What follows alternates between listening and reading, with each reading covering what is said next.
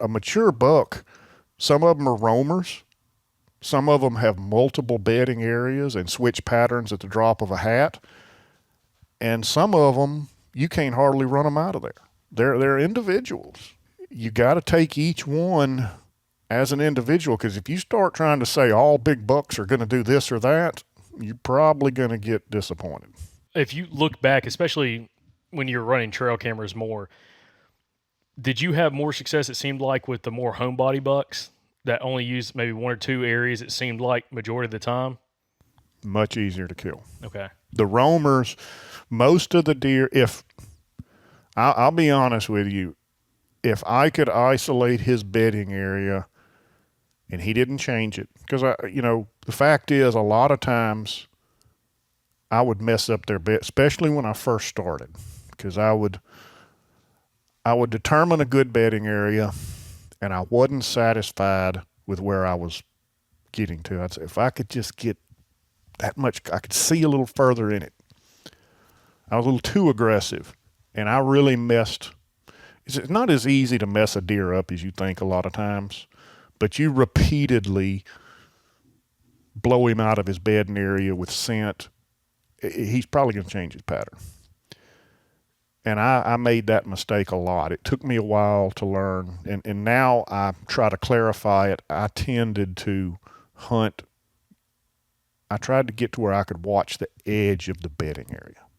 That's the key, is because if you've got let's say he's got a bedding area that's an acre, which is not actually a very big bedding area, and you can isolate it down to that, you're not going to go up in the middle of that and not alert him. I don't care how quiet you are. The only thing you can do is determine the bedding area and try to figure out a way to entry and exit and watch the edge of it. If you start regularly going in there, it's game over. So you want a clear-cut answer on all of this? No. I like this because it makes me think, and this is, I guess, one aspect of kind of where you come from, both river bottom hunting, but also a little bit of hill country. It is a diverse type of bedding areas. Because when you say a 1 acre bedding area, I can't imagine us finding a 1 acre bedding area. Yeah, that would be a huge. That was just an example. That would be a small one. Where we come from, just because like where we hunt a lot of times, very large expanses of clear cut. And you'll catch bucks on camera there, and it's like they could pop out this 60, 80 acre clear cut, 100, 200 acre clear cut at any point. Different drainages. We need to clarify something here. When I say bedding area, you take the Cucklebur thickets down on the Mississippi River. There's one in particular I can think of. It's 200 acres. You could call that a bedding area. Deer bedding all in it. Chances are, let's say that you got a 6-year-old buck. That's his bedding. Chances are he's got somewhere in that thicket that makes it a little different that he spends the majority of his daytime. That's what I call actually, I can't think. When I think of a true bedding area, it can't be very big, or you're not isolating it properly. And a lot of deer have teensy little bedding areas. And when I say teensy, I mean a 1/8 of an acre on the side of a ridge switch cane. That's where he spends a lot of his time. Now, it's usually going to be near a bigger thicket that he can get up and ramble around in. If you've got a teensy little area, say an 1/8 of an acre, and it's near some big greenbrier thickets or cutover or anything else, that may well be his bedding area instead of the big. He may be on a little patch on the edge. He doesn't have an acre that he just roams around in all day. He's going to have one little place, most likely, that's not very big at all. So basically what you have with your clear cut scenario is you have a huge thicket that you can't determine the true bedding area. That's the way I see it. No, I'd agree. It's like we don't necessarily even use the term bedding area. It's just like that thicket.